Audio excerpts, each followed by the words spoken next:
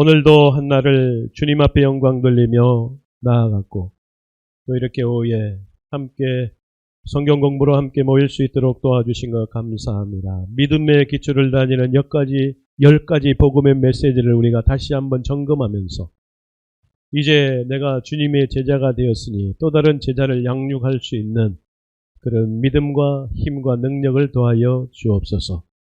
오늘도 귀한 종을 통해서 말씀하여 주심에 감사합니다. 우리가 주 안에서 주님이 주시는, 주님께서 공급하시는 힘과 능력으로 행복을 누리고 감사함으로 주님께 쓰임받을 수 있도록 인도하여 주옵소서. 감사드립니다. 예수 그리스도의 이름으로 간절히 기도하옵나이다. 아멘. 네, 지난주에 우리 첫 번째 과를 살펴봤습니다. 당신은 행복하십니까? 이 질문을 통해서 우리가 살펴봤습니다. 역시 마찬가지로 우리에게 이 교제를 통해서 던지는 질문이 아닌 오늘도 이용덕 집사님 말씀하신 것처럼 매 순간순간마다 행복함을 느낄 수 있어야 됩니다. 우리가 또 우리의 입술을 통해서 나는 행복합니다 라고 고백할 수 있는 그런 삶의 여정이 되어야 됩니다. 지난주에 참석하지 못한 분이 계시기 때문에 오늘 1번 하나님과의 관계가 끊어졌기 때문에 우리가 행복함을 누리지 못한다 말씀드렸습니다. 그렇다면 하나님과의 관계를 회복하기 위해서 어떻게 해야 될 것인가에 대해서 말씀을 나눴죠. 그죠? 하나님을 하나님으로 인정해야 되는 것을 말씀을 나눴습니다. 하나님은 어떤 분이시라고요? 창조주이십니다. 하나님은 우리에게 생명을 주시는 분이십니다. 하나님은 우리에게 복을 주시는 분이십니다. 이렇게 나눴습니다. 그리고 두 번째, 관로 있는 부분만 지금 하고 있습니다. 지난주에. 네, 하나님과의 관계가 끊어진 이유를 뭐라고 했습니까? 예, 나의 죄 때문입니다. 예, 원래 교재에는 우리라는 표현을 쓰고 있는데 우리보다는 나, 개인, 1대1의 그 관계 속에서 나의 죄 때문입니다. 세 번째, 하나님과의 관계가 끊어진 결과의 삶에 많은 뭐가 있다고요? 문제가 생겼습니다. 문제. 예, 우리 각자는 다양한 문제를 경험하고 있습니다. 다양한 문제 때문에 우리가 고민하기도 하고 갈등도 겪기도 하고 내가 불평과 원망을 쏟아냈기도 합니다. 그 첫 번째 중에 하나님의 그런 불평과 원망과 문제 때문에 첫 번째 하나님의 무엇에서 떠나 있습니다? 생명에서 떠나 있습니다. 하나님의 생명의 근원 되시는데 그 생명에서 떠나 있습니다. 떠나게 되는 것입니다. 이런 것이. 두 번째는 복된 삶을 살지 못하고 무엇과 무엇을 겪게 된다고요? 고통과 불행을 겪게 됩니다. 하나님께서 떨어지면 하나님과의 관계에서 끊어지면 고통을 겪게 되고 불행을 겪는 것입니다. 그리고 세 번째로 참된 무엇을 누리지 못하죠? 네, 참된 만족, 즉 행복을 누리지 못한다고 나눴습니다. 다음 페이지요. 네 번째, 참된 무엇을 누리지 못한다고요? 평안, 세상이 줄 수 없는 평안. 주님이 이 땅에 오신 목적의 여러 가지 가운데 가장 큰 목적이 있지만 그 외의 목적, 이것도 맥락이 같습니다만 우리 믿음의 사람들에게 세상에 줄 수 없는 평안을 주시기 위해서 이 땅에 오셨는데 그것을 누리지 못하게 된다.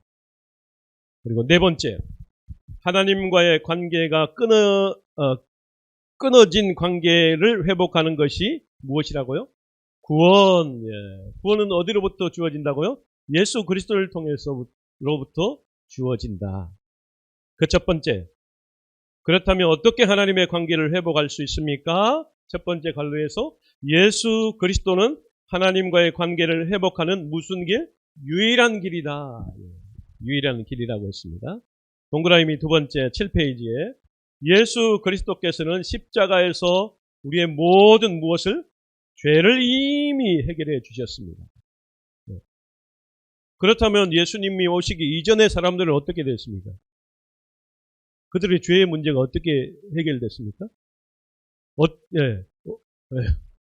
우리 김태훈 집사님 말씀하시는데 제사를 통해서 어린 양을 잡아 그 제물을 드리고 대제사장에 1년에 한 번씩 지성소 들어가서 모든 백성들의 죄를 사하는 대속죄일이 있지 않습니까? 대속죄를 통해서 백성들의 죄를 대속케 하는 그런 예배를 드리는 것입니다. 그 이후에 예수님이 온 이후에 죄의 문제는 예수님을 통해서만 해결될 수 있습니다. 세 번째, 동그라미 세 번째, 예수 그리스도를 영접하면 무엇을? 구원을 얻을 수 있습니다. 구원을 얻을 수 있는데, 그렇다면 어떻게 예수 그리스도를 영접할 수 있습니까? 첫 번째, 내가 죄인임을 인정하십시오. 인정해야 됩니다. 두 번째로는 예수 그리스도를 믿어야 합니다. 여기에 하나 덧붙여서 세 번째로 예수 그리스도를 영접해야 되는데 그 영접의 방법이 영접 기도를 통해서 할 수 있다고 말씀을 드렸습니다. 그 영접 기도문이 나와 있고요. 네 번째로 예수 그리스도를 영접했다면 세 가지를 꼭 기억해야 됩니다. 그 첫 번째가 예수께서 당신 안에 계십니다. 내 안에 예수께서 계심을 인정해야 되는 것이고, 두 번째로는요, 내 안에 모든 죄를 용서받았다라는 확신, 아까 우리 데니엘이 그런 확신이 있어야 되는데 오랜 동안 신앙생활을 했음에도 불구하고 여러 가지 봉사와 여러 가지 헌신을 했음에도 불구하고 그 확신이 결여됨으로 인해서 내가 감히 어떻게 구원받을 수 있습니까? 라는 의문을 갖게 된다라는 거 말씀하셨잖아요. 마찬가지로 내가 예수님을 믿음과 동시에 내 죄가 다 용서함을 받았다라는 확신을 가져야 됩니다. 세 번째, 당신은 이제 구원받은 무엇이라고요? 하나님의 자녀입니다. 영접하는 자, 곧 그 이름을 믿는 자에게는 하나님의 자녀가 되는 권세를 주셨으니, 그만큼 세상이 줄 수 없는 권세를 우리에게 주신 분이 예수님이라고 말씀을 나눴습니다. 자, 오늘 두 번째 제목이 뭐죠? 왜 꼭 예수 그리스도를 믿어야 합니까? 만약에 예수님을 전혀 모르는 사람, 경험도 해지 못하고 듣지도 못한 사람이 내가 신앙생활 하는 데 있어서 옆에서 바라볼 때 저분이 어떤 종교를 가지고 있는지, 어떻게 그 입술을 통해서 맨날 예수 이야기밖에 안 하는지, 왜 꼭 예수 그리스도를 믿어야 합니까? 왜 예수님만이 구원을 얻게 하는 통로입니까? 라고 질문을 받는다면 나는 과연 어떻게 대답을 해줄 수 있을까 하는 것입니다. 우리가 알고 있는 것처럼 기독교의 핵심은 예수 그리스도시잖아요. 그 예수 그리스도가 기독교의 핵심인데 그 예수 그리스도를 떠나서 우리는 그리스도인들은 살 수 없지 않습니까? 그런 삶을 살아가고 있는데 전혀 예수님을 알지도 듣지도 않았던 사람이 과연 이 질문을 해왔을 때에 나는 뭐라고 이야기할 수 있을까? 뭐라고 대답해 줄 수 있을까 하는 것입니다. 그렇죠? 어떤 경험에 의해서 당장 질문을 안 하더라도 언젠가는 누군가 나를 통해서 혹은 교회에 되어진 현상을 통해서 질문할 수 있을 것입니다. 근데 대부분의 사람들은 긍정적인 질문보다도 부정적인 질문을 요즘에는 더 많이 하죠. 왜 교회가 저러냐? 본의 안 돼요, 사실. 그럼에도 불구하고 그런 와중에서도 우리에게 이렇게 질문하는 사람이 있을 것입니다. 그럴 때 나는 어떻게 대답할 수 있을 것입니다. 우리의 삶의 간증의 고백, 예수 그리스도를 만났던 그러한 간증의 고백을 할 수 있는 그런 준비가 되어 있어야 되는 것입니다. 구원의 문제는 오직 예수 그리스도만이 이루어내실 수 있는 분이라는 그러한 간증의 고백이 있을 때에 그들에게 대답해 주기가 참 쉽지 않습니까? 내가 겪은 예수님, 내가 겪은 하나님은 이런 분입니다. 지난주에 우리가 또 대답을 했죠. 내가 만난 하나님은 어떤 하나님인가 라고 이야기했던 것처럼 마찬가지입니다. 우리가 잘 알고 있는 이단 구원파는 구원받은 연도, 몇 월, 며칠까지도 이야기하는 분들입니다. 그런데 그분들은 그것으로 다 끝난 것처럼 생각합니다. 중요하지 않다는 거 아닙니다. 언제 만났고 몇 월 달에 만났고 어떤 때에 만났는지 참으로 중요합니다. 그죠? 우리 김태훈 집사님 언제 만나셨어요?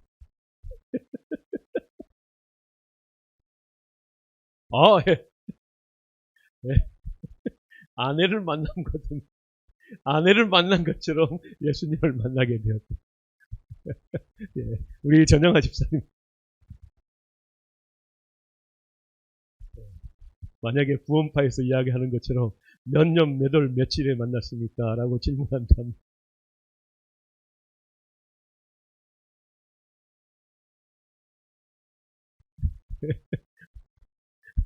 아니면 언제 어떤 방법으로 누구를 통해서 내가 딱 태어났는데 나는 예수님을 믿는구나 이런지는 않았을 거 아니에요. 누구를 통해서 어떤 상황에서 사실은 이 간증에 고백한다는 게 쉽지 않아요. 나 교회만 열심히 다녔지 내가 언제 예수님을 만났는지에 대해서 질문하거나 여쭤보면 참 난감할 때가 많아요. 그죠? 자연스럽게 이렇게 믿어온 사람도 있지만 그러나 인격적으로 내가 주님을 만난 때는 다 다르거든요. 그죠? 인격적으로. 주님이 나의 삶의 전부입니다. 라는 그 때가 있었을 거 아니에요? 우리 박은미 사모님은 20대.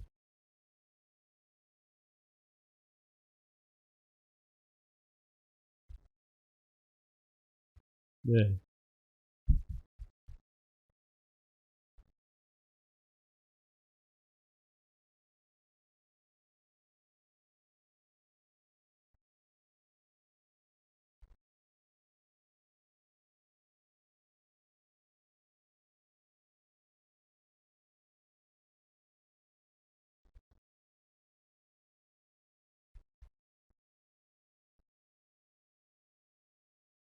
음, 20살 때.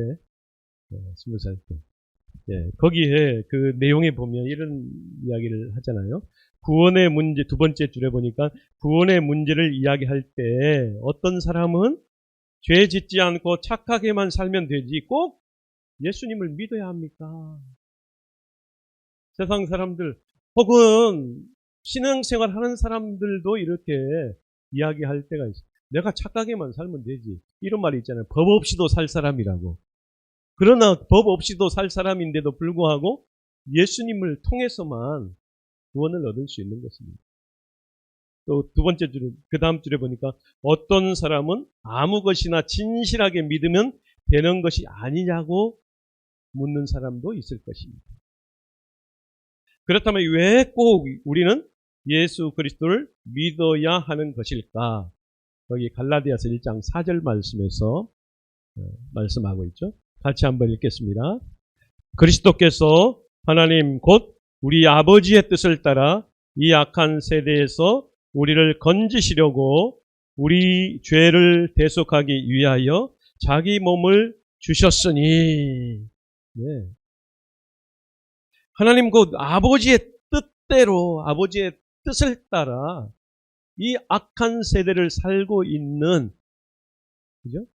우리의 죄를 대속하시기 위해서 자기의 몸을 찢겨 십자가에 죽으셨기 때문에 우리가 그분을 통해서만 우리가 구원을 얻을 수 있습니다. 여기에 보니까 우리 죄를 대속하시기 위해서 죄가 뭐라고 했습니까? 하마르티아 반역에서 빗나가는 것이 죄라고 하나님으로부터 빗나가는 것이 다 죄입니다. 모든 것을 죄라는 것은 모든 것을 파괴합니다. 우리의 영혼과 우리의 육체와 우리의 삶을 파괴하는 것이 죄로부터 비롯된다는 것이죠. 즉 다른 말로 하면 우리의 모든 것이 파괴된다는 것은 내 안에 있는 하나님의 형상이 파괴되는 것과 마찬가지입니다. 내 안에 하나님의 형상을 주셨음에도 불구하고 그 형상을 파괴시키는 것, 그것이 바로 죄라는 것입니다. 죄.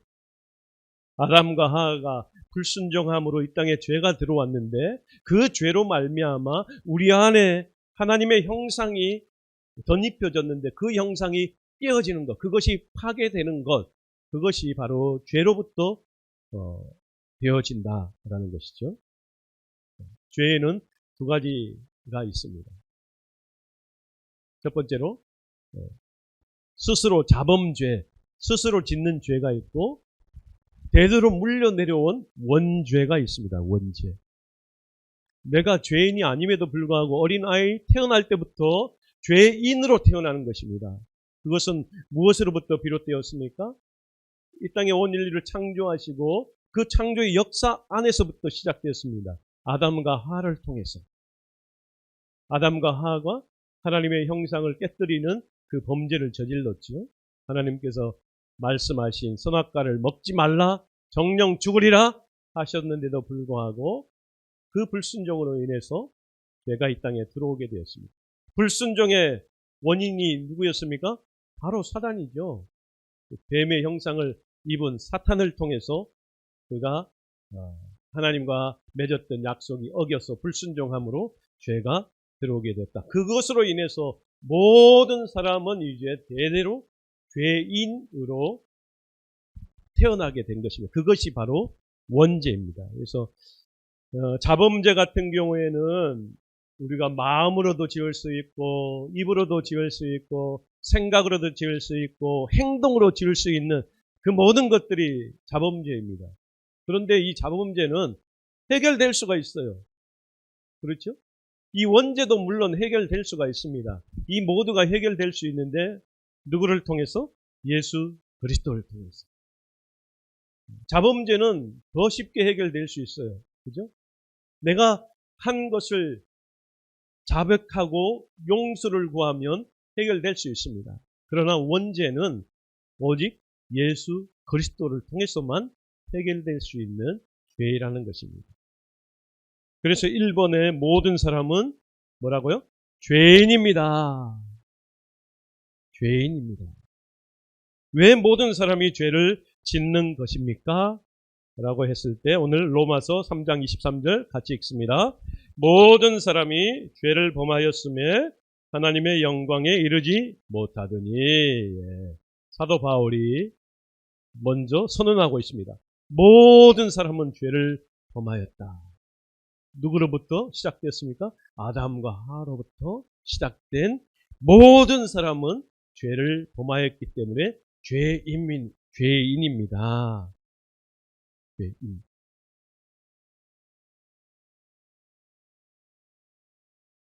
동그라미 1번. 죄에 뭐가 있기 때문에 죄인이죠? 죄의 뿌리가. 어떻게 그렇게 잘 아세요? 답을 안 달아드렸는데. 죄인의 뿌리가, 이걸 뭐라고 했죠? 원죄. 그죠? 원죄라는 것입니다. 태어남과 동시에 죄인으로 태어난 것이죠. 죄인. 네, 사람들이 죄를 안 지으려고 해도 죄를 짓는 것은 죄의 뿌리가 있기 때문입니다. 그렇다면 죄의 뿌리가 무엇입니까? 죄의 뿌리. 거기에 잘 기록해 놓았습니다. 같이 한번 읽어보겠습니다. 하나님을 삶의 주인으로 모시지 않고 자기 자신이 삶의 주인이 되는 것. 이것이 바로 죄의 뿌리입니다. 그러니까 내 삶의 중심이 누구인가 하는 것이죠. 내 삶의 중심이 내가 되느냐 아니면 주님이 되느냐. 그리고 또 다른 질문을 해본다면 내 삶의 중심에 무엇이 있는가. 대부분의 사람들의 관심사는 얼마나 가졌는가, 또 얼마나 명예로운가, 얼마나 권력을 가지고 있는가, 또 얼마나 내가 편안하게 누리고 있는가. 그런 것에 대부분 관심을 많이 있지 않습니까? 그러나 우리 그리스도인들에게 있어서 삶의 중심에는 예수님이 있어야 되고 내 삶의 중심이 예수님으로만 다 됩니다라는 그런 고백이 있어야 되는 것이죠. 그 뒷부분에 보니까 하나님을 떠나 자기 마음대로 살기 때문에 사람들이 죄를 짓게 되는 것입니다. 네. 내 삶의 주인은 주님이십니다. 이런 마음을 가지고 살아야 되는데 이 한평생에 내가 주인인데 내 마음대로 살아도 되겠지. 자, 그것의 말씀에 로마서 1장 28절 말씀입니다. 로마서 1장 28절 같이 읽겠습니다. 또한 그들이 마음에 하나님 두기를 싫어하며 하나님께서 그들을 그 상실한 마음대로 내버려 두사 합당하지 못한 일을 하게 하셨으니, 이 구절만 딱 보면 하나님이 꼭 우리를 방치하신 것 같습니다. 그죠? 그들이 마음에 하나님 두기를 싫어하기 때문에 하나님이 그냥 내버려 두셨다고 표현하고 있지 않습니까? 상실한 마음대로 내버려 두사 합당하지 못한 일을 하게 하셨으니, 우리를 방치하시는 분이 하나님이십니까? 전혀 그렇지 않습니다. 내버려 두는 이유가 무엇입니까? 깨닫고 돌아오기 하기 위해서 내버려 두시는 것처럼 보이지만 절대 하나님께서는 우리를 방치하시는 분이 아닙니다. 이 땅에 존재하는 모든 사람들을 방치하시는 분이 아닙니다. 누구를 통해서건 어떤 환경을 통해서건 어떤 방법을 통해서건 하나님은 이 땅에 존재하는 모든 사람들이 하나님께로 돌아오기를 원하시는 분이 하나님이십니다. 절대 방치하지 않으신 분 하나님이십니다.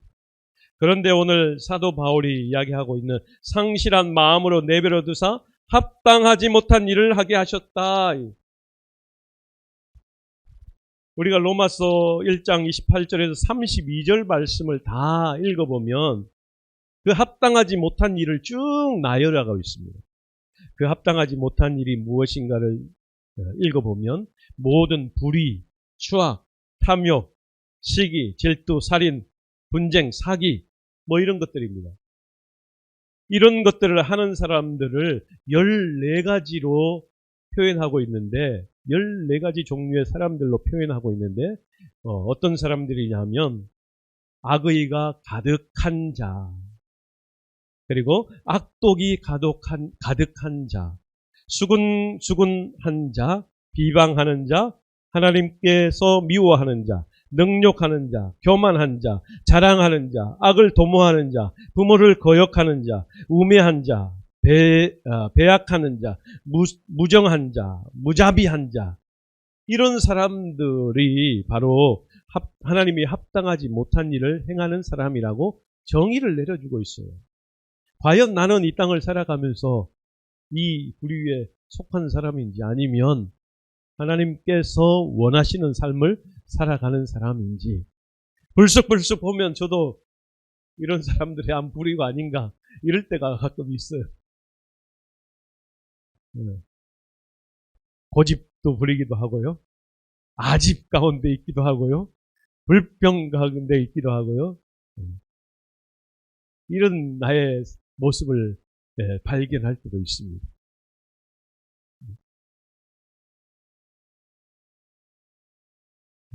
저와 여러분은 어떤지 모르겠습니다. 두 번째로, 죄 뒤에 악한 영이 역사하고 있기 때문입니다. 악한 영, 발로 하고 뭐죠? 마귀, 또 다른 사탄. 그러면서 설명해, 하나님을 떠난 사람은 뭐라고요?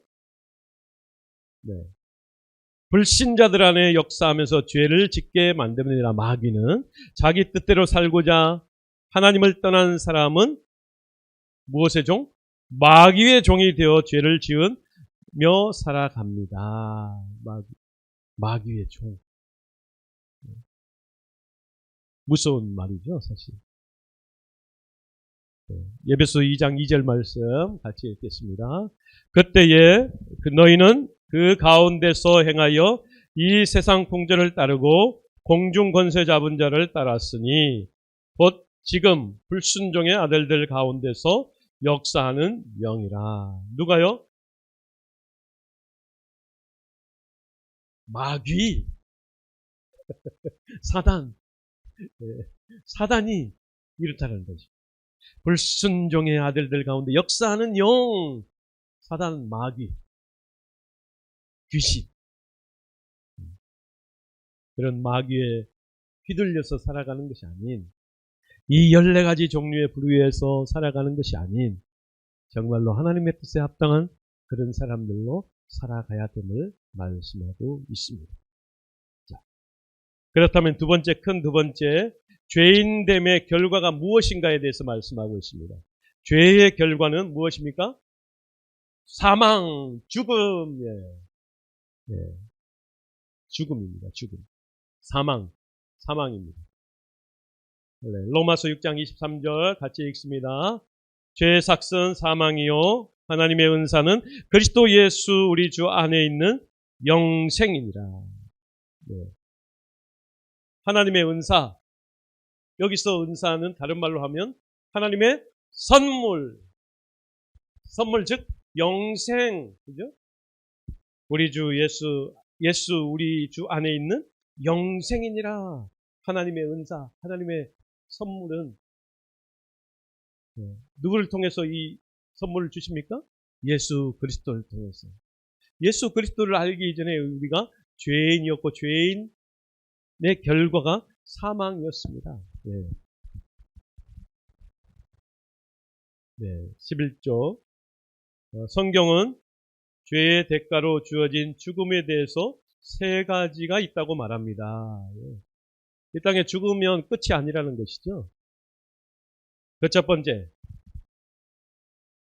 무슨 죽음이 있습니까? 영적인 죽음. 영적인 죽음.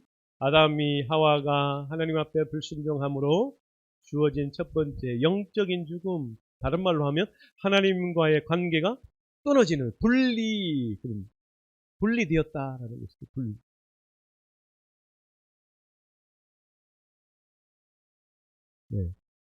사람들이 하나님을 알지 못하고 경험하지 못하는 이유를 뭐라고 쓰고 있습니까?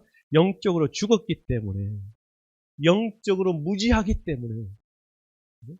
그냥 무지한 게 아니고 지식이 없어서가 아니고 영적으로 하나님과 내가 교통할 수 있는 영이 있잖아요. 우리에게는 다. 그 영적으로 무지하거나 영적으로 죽었기 때문에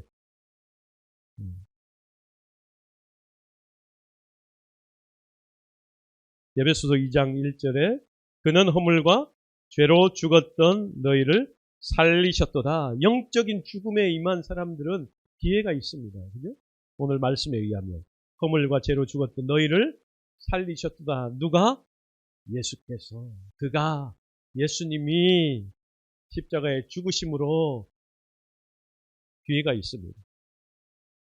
두 번째 죽음은요? 무슨 죽음입니까? 육적인 죽음, 육체적인 죽음이죠. 이 땅에서 가장 오래 산 사람이 누구입니까? 몇 살입니까? 969. 우리 백기자 선생님 말씀하시잖아요. 무드셀라 성경 창세기에 나와 있죠. 오늘날 가장 오래 산 사람은 한 120살 정도 되려나 모르겠어요. 장수 마을에 보면. 육체적. 그러나 육체는 흙에서 왔기에 흙으로 돌아갈 것이다 말씀하심으로 흙으로 돌아가게 되어 있습니다.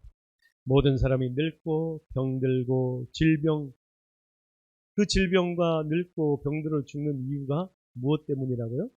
죄 때문이다. 죄 때문이다. 그래서 히브리서 기자는 9장 27절에 한 번 죽는 것은 사람에게 정해진 것이요 그 후에는 무엇이 심판이 있으리라. 육체적인 영적인 죽음, 육체적인 죽음까지로 끝나는 것이 아니고 그 이후에 심판이 있게 될 것이다. 그러면 육체적으로 죽고 난 이후에도 사는 것이잖아요. 어떻게 영원히 살 수 있을까? 세 번째 죽음, 영원한 죽음이 있습니다. 영원한 죽음. 영원한 죽음. 예수 믿지 않고 죽는 사람 영원히 죽지 않습니다. 예수 믿고 산 사람 영원히 삽니다. 그죠? 그 결과가 어떠함에 대해서 우리는 잘 알고 있죠. 예수 믿고 죽지 않는 사람의 결과는 영원히 죽지 않고 영원히 고통 가운데 있게 된다. 그리고 반대로 영원히 산 저와 여러분은 평안한 가운데 영원히 산다 라고 말할 수 있을 것입니다. 영원한 죽음, 즉 지옥이 있다라는 것이죠. 예, 요한계시록에 보면 말씀하고 있죠. 같이 읽겠습니다. 사망과 음부도 불못에 던져지니 이것은 둘째 사망 곧 불못이라. 예, 불못에서 영원히 고통 가운데 죽지 않습니다.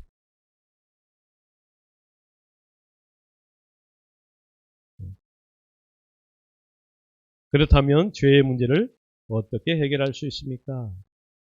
죄의 문제를 어떻게 해결할 수 있습니까? 네, 예수 그리스도를 믿으면.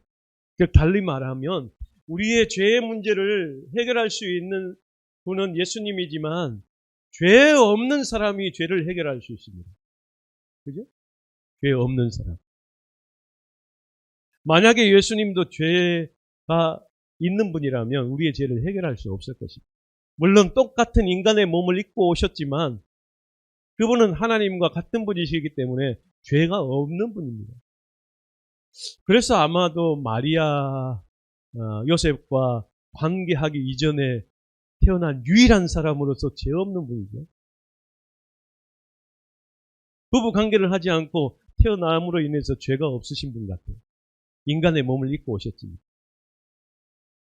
결혼이라는 제도가 있지만 그 결혼에 앞서서 태어나셨기 때문에 아마도 죄 없으신 분입니다.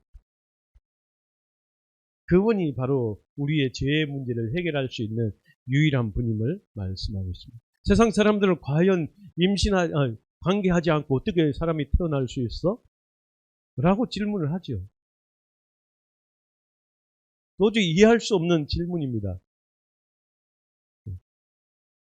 그렇지만 그에 대해서 우리가 이야기해 줄 수 있는 것은 하나님의 말씀을 통해서 말씀에 이야기할 수 있을 것입니다. 네, 세 번째, 죄의 문제를 해결해 주실 분은 예수님밖에 없습니다.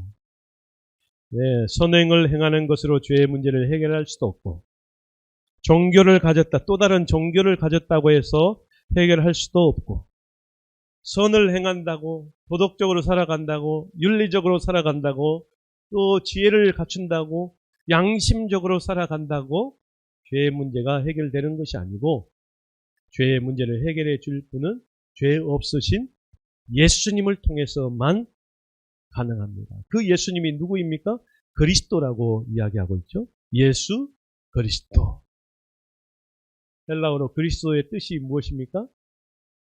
기름 부음 받은 자, 기름 부음을 받은 자. 헬라어로 기름 부음을 받은 자. 성경에는 기름 부음 받은 자가 어떤 종류의 사람들이었습니까? 제사장, 그죠? 선지자, 왕. 이 사람들은 기름 부음을 받아 세움 받는 사람들입니다. 그렇기 때문에 예수님도 왕으로서 또 제사장으로서 선지자로서의 역할을 감당하시는 분이 예수님입니다. 그 예수님이 누구신가? 우리가 침례 공부할 때 다 배웠죠? 그 예수님이 누구이십니까? 네, 하나님의 아들이십니다. 그리고 그리스도이십니다. 베드로가 고백했잖아요. 마태복음 16장 16절. 너희는 나를 누구라 하느냐? 질문했을 때에 베드로가 말씀합니다. 그 위대한 고백. 주는 그리스도시요 살아계신 하나님의 아들이십니다. 라고 고백했죠. 그리고 요한복음에서도 요한복음 20장 31절에서도 분명히 이 책의 기록의 목적을 요한이 기록하면서 분명히 드러내고 있습니다. 너희로 예수께서 하나님의 아들 그리스도이심을 믿게 하려 하며 또 너희로 믿고 그 이름을 힘입어 생명을 얻게 하려 함이니라. 영생을 얻게 하려 함이라. 기록의 목적을 분명히 밝히고 있습니다. 그렇기 때문에 예수님은 누구입니까? 하나님의 아들이십니다. 두 번째로는 그리스도이십니다. 질문하면 그리스도는 무엇입니까? 기름 부음을 받은 자입니다. 즉 다른 말로 하면 구원자입니다. 한자로 구세주입니다. 구주입니다. 이렇게 소개하고 이야기할 수 있어야 하는 거죠. 구세주, 구주. 두 번째로 그 예수님이 구원을 위해서 무엇을 해주셨습니까? 어떤 일을 해주셨습니까? 라고 질문할 때 첫 번째, 우리 죄를 위하여 십자가에 달려 죽으시고 죽으심과 장사되심. 우리 죄를 위하여 십자가에 달려 죽으셨습니다. 죽으심과 장사되심. 죄의 결과가 죽음이라고 했기 때문에 주님도 죽으셔야만 했습니다. 죽으셨습니다. 그리고 장사된다는 것은 땅에 묻히셨습니다. 동굴에 무덤에 묻히셨습니다. 장사되셨습니다. 우리가 치러야 할 이 일을 예수께서 십자가에서 죽으셨습니다. 우리 역시도 죽잖아요. 그리고 땅에 묻히십니다. 그런데 우리가 할 수 없는 예수님이 제일 먼저 해주신 일, 두 번째가 무엇이죠? 우리를 살리기 위하여 부활하셨다. 부활하심. 그 설명의 둘째 줄에 보니까 부활은 같이 읽겠습니다. 예수께서 정말 하나님의 아들이시고 우리를 구원하시는 구원자이심을 증명하는 사건이라. 현실 속에 주어진 분명한 사건이라는 거죠. 어떻게 사람이 부활할 수 있어? 다시 살아날 수 있어? 라고 질문할 수 있지만 분명한 이 땅에 존재하는 사실이고 사건임을 증명하고 있습니다. 고린도전서 15장 3절과 4절 같이 읽겠습니다. 그리스도께서 우리 죄를 위하여 죽으시고 장사 지낸 바 되셨다가 성경대로 사흘 만에 다시 살아나사. 네. 여기 한 가지 더, 세 번째.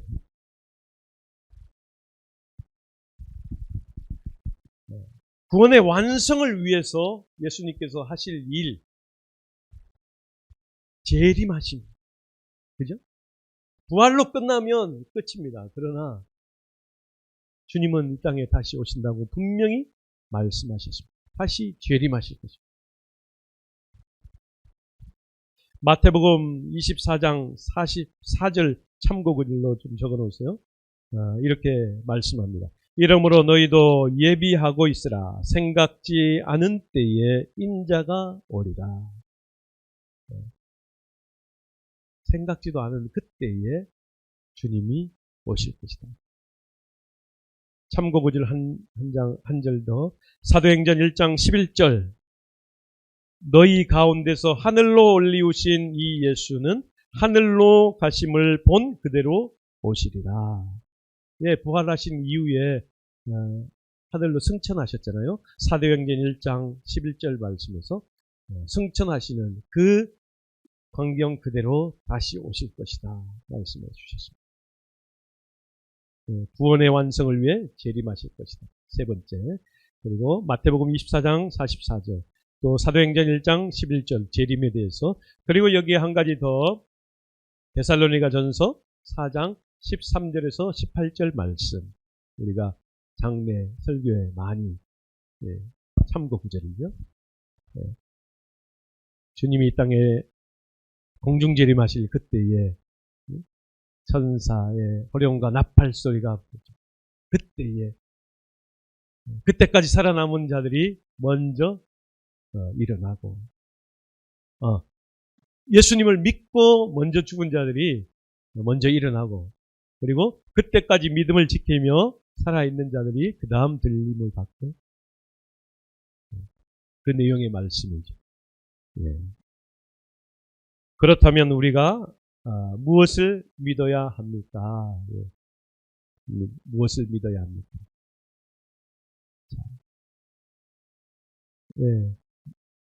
로마서 10장 9절 같이 읽겠습니다. 내가 만일 내 입으로 예수를 주로 시인하며 또 하나님께서 그를 죽은 자 가운데 살리신 것을 내 마음에 믿으면 구원을 받으리라. 예. 무엇을 믿어야 합니까? 자, 오늘 로마서 10장 9절 말씀에서는 무엇으로 믿어야 합니까? 첫 번째, 입으로 예수를 신. 그죠? 입으로.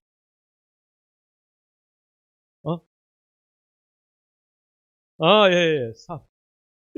죄송합니다. 4번 막 건너뛰어버렸네. 자, 4번. 구원이라는 무엇을 믿음으로 받으십시오. 선물을, 예, 선물. 구원이라는 선물. 밑에 질문이 먼저 가버렸네요. 구원이라는 선물. 예.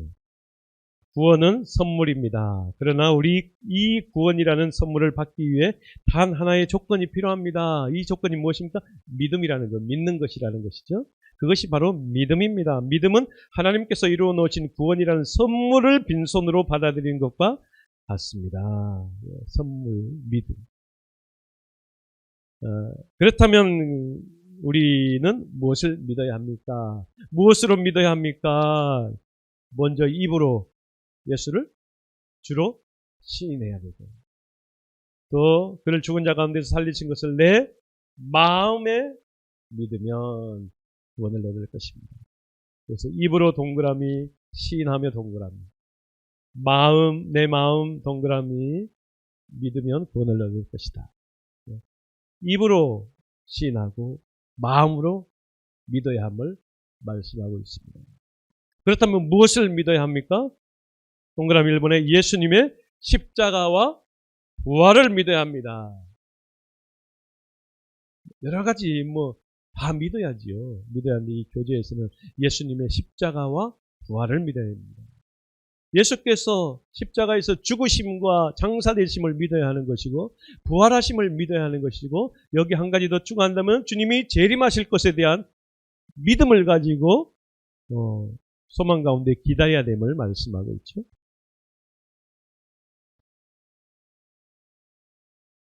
자, 두 번째, 예수께서 동그라미 두 번째, 예수께서 무엇 되심을 믿어야 합니까? 주 되심을 믿어야 합니다. 주님이 나의 주인이 되심을 믿습니다. 나의 구세주가 되심을 믿습니다. 내가 예수님을 영접했다면 이제 내가 나의 주인이 아닌 주님이 나의 주인이십니다. 주가 되십니다. 예수님을 진정으로 믿고 영접하기를 원한다면 예수님을 주님이라고 고백해야 합니다. 예수님을 나의 주님입니다. 믿음은 삶의 주인이 나 자신에서 예수님으로 바뀌는 것입니다. 예수님을 주님으로 영접하면 하나님이 예비하신 풍성한 새 삶이 시작됩니다. 그렇다면 당신은 정말 예수님을 주님으로 영접하셨습니까? 아멘. 우리가 의자 예화를 많이 들잖아요. 의자에 내가 앉아 있으면 내가 주인이지만 그 의자를 내어드리면, 주님께 내어드리면 그 의자에 앉으실 수 있도록 내어드려야 한다는 것을 우리가 예화를 들어서 많이 우리가 듣습니다. 내 자리를 내어드리는, 주님께 내어드리는 그러한 삶을 살아가야 됨을 우리에게 또 한 번 말씀하고 있는 것이죠.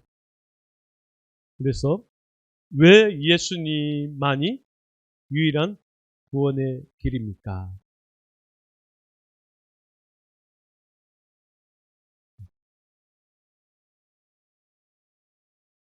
주순호 집사님.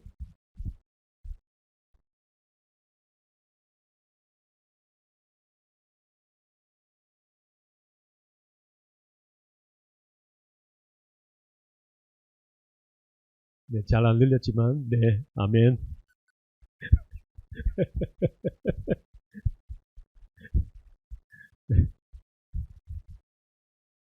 네, 박근경 집사님.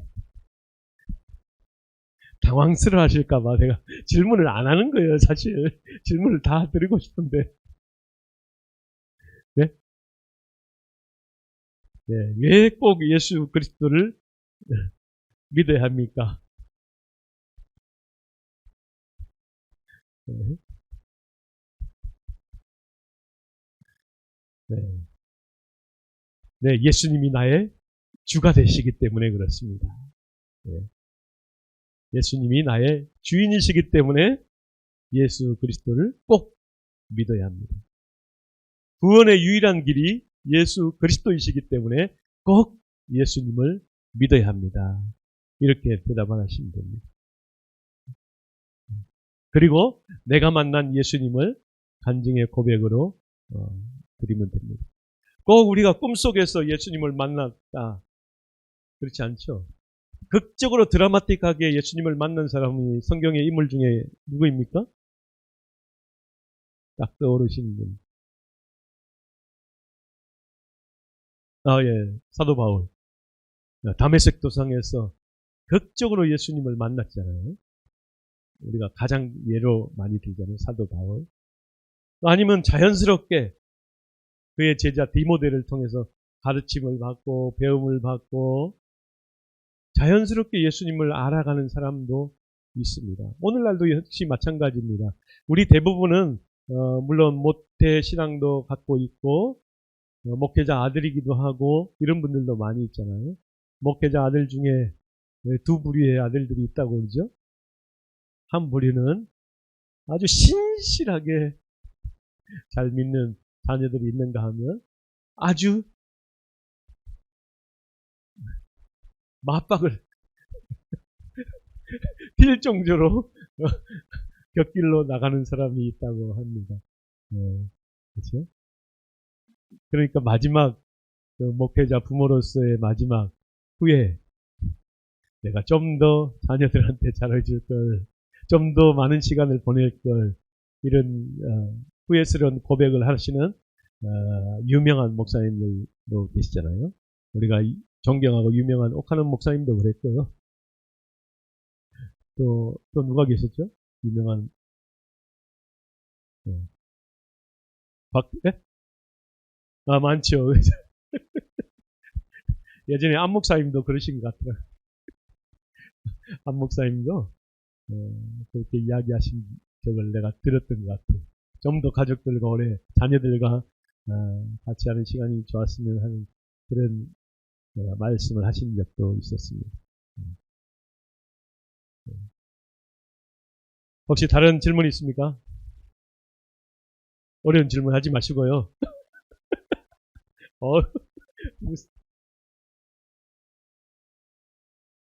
예,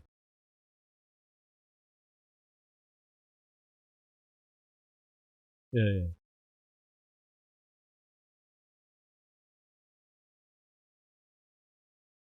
그렇죠. 120년.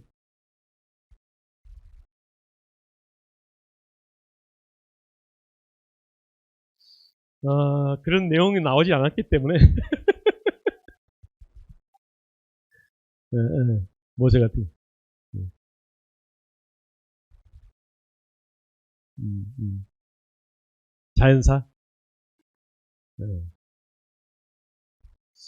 아마도 대부분 그분들은 아마 그런 죽음을 맞이하지 않았을까. 모세 같은 경우에도.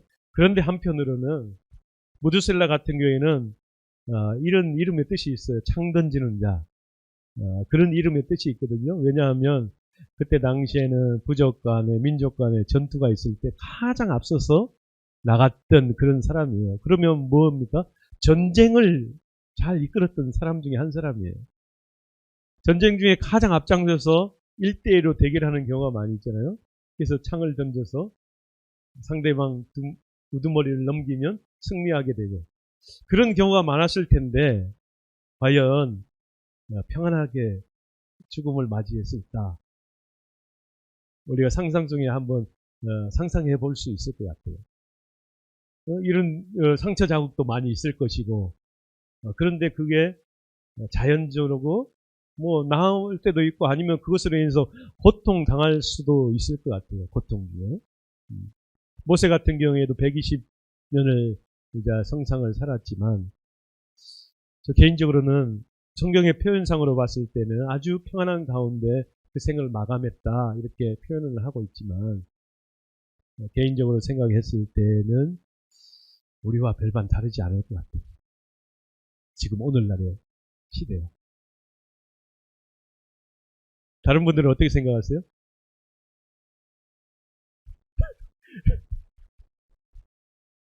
갑작스럽게 딱 돌아가시면 참 좋겠죠. 그죠? 그렇지 않고 그런 과정이 없이 하늘로 들림 받은 사람도 있죠. 대표적인 인물로 누굽니까? 에녹도 그렇고 또 병거 타고 올라간 엘리야도 그렇고 그 외에 다른 분들은 저희들과 별반 다르지 않는 모습으로 또 생을 마감한 분들도 계실 것 같다. 이 짧은 생각이죠. 그런데 하나님께서는 그렇지 않은 분들도 더 많이 있을 거라 생각됩니다. 또 다르게 생각하신 분 있습니까? 주선호 집사님.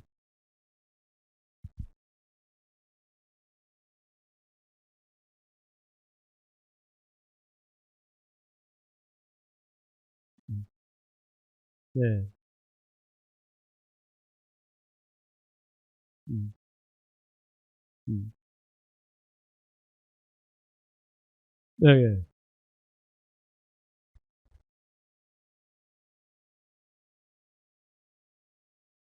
음. 그렇죠. 환경의 요건에 의해서 우리가 알지 못하는 질병들도 많이 있고 오늘날에는 어, 오늘날 사실은 고통이 더 많죠, 사실. 외부적인 요인들도 많고 그러나 또 그때 당시에도 이렇게 평안하지 못했던 상황도 많이 있었을 거예요. 우리가 이 마지막 때 종말을 우리가 요한계시록이나 아니면 다니엘서를 통해서 우리가 알 수 있는 것처럼 이 마지막 때 종말의 때는 어떤 현상들이 나옵니까? 하늘에서 유성이 떨어지고 막 주체할 수 없는 해일도 일어나고 또 여러 가지 요건들이 발생이 되잖아요. 그러면 그때 상황에 겪었던 사람들은 어떤 죽음을 맞이했겠어요? 그죠? 고통 가운데 또 어려움 중에 죽음을 맞이하는 사람들도 있을 거예요. 여기 성경에 드러나지 않는 인물들이 많이 있을 거 아닙니까? 네. 우리,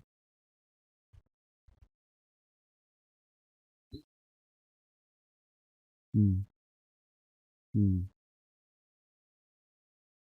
음. 그렇죠. 마음에 예, 마지막 임종을 어떻게 보내느냐. 예, 음, 마지막에 마음의 평안이라든지 그런 것들을 봤을 때 그분들은 마지막의 여정이 그런 삶의 여정이었을 것이다. 이렇게 성경은 우리에게 묘사해 주고 있고 그렇게 믿음을 지키며 생을 마감한 사람도 있을 것이다. 네,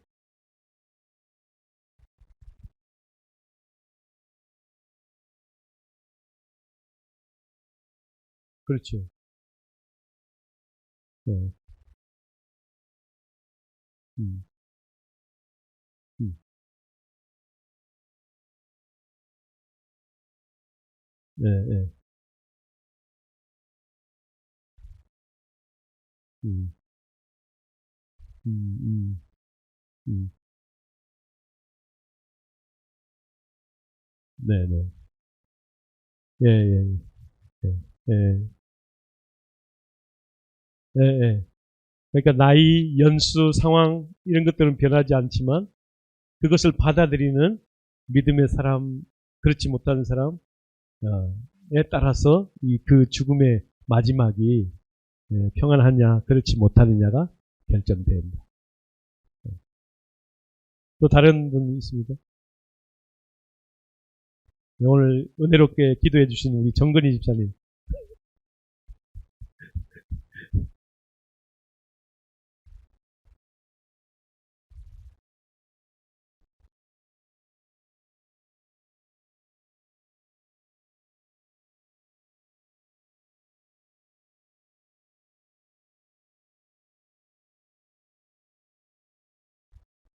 음, 네,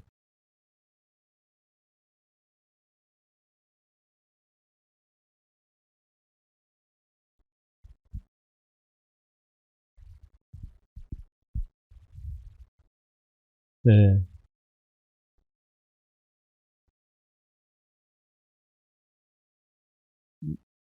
고통, 네, 네, 네, 음, 음, 음, 음,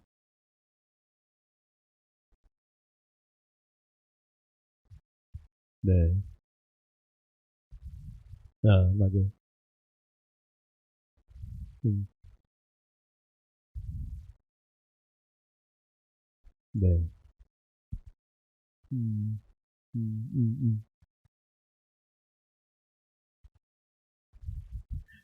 그렇죠. 나이를 들면 들수록 우리가 죽음을 잘 준비해야 되는데, 그죠? 네, 네, 네, 음,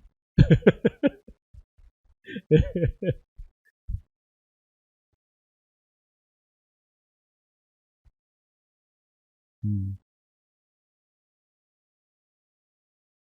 음.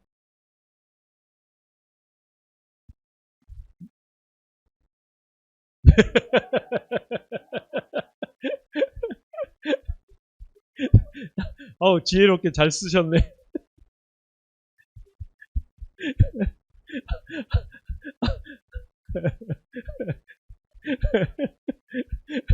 잘하셨어요. 네, 우리는 오늘 마지막이라고 생각하고 오늘 하루하루를 살다 보면 즐겁고 행복하게 우리가 살아갈 수 있을 것 같습니다. 네, 맞아요. 말씀하신 것처럼 의지적으로 믿음적으로 내가 믿음을 잘 지키고 내가 천국에 대한 확신이 있고 그럼에도 불구하고 우리의 육체는 병들어서 암으로 고통 가운데 처할 때가 있습니다. 그렇지만 그 모든 되어진 과정 속에서 비록 육체는 그렇게 질병으로 고통 중에 있지만 그것을 옆에서 지켜보는 그 마지막을 지켜보는 그 가운데서도 끝까지 믿음을 지킨 그 믿음이 예, 훌륭한 믿음이고 아름다운 믿음이고 복된 죽음이라고 어, 기록할 수 있는 것이죠. 저와 여러분도 그런 마지막을 맞이할 수 있도록 위해서 기도했으면 좋겠습니다. 네. 밑에서 사인이 오네요. 같이 기도하겠습니다.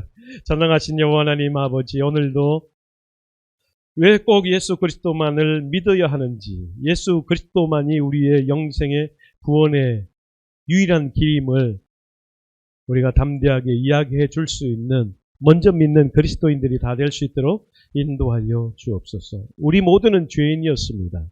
그러나 죄 없으신 예수님이 십자가에서 죽으시고 장사되시고 부활하심을 믿음으로 말미암아 우리가 하나님의 선물인 구원을 소유하고 그 구원 가운데 하나님의 뜻을 이루어 드릴 수 있는 우리 모두가 될 수 있도록 주여 축복하여 주옵소서.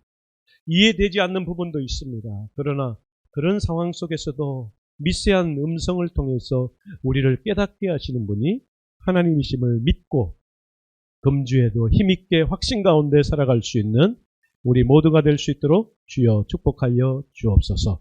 감사드립니다. 예수님의 이름으로 간절히 기도하옵나이다. 아멘.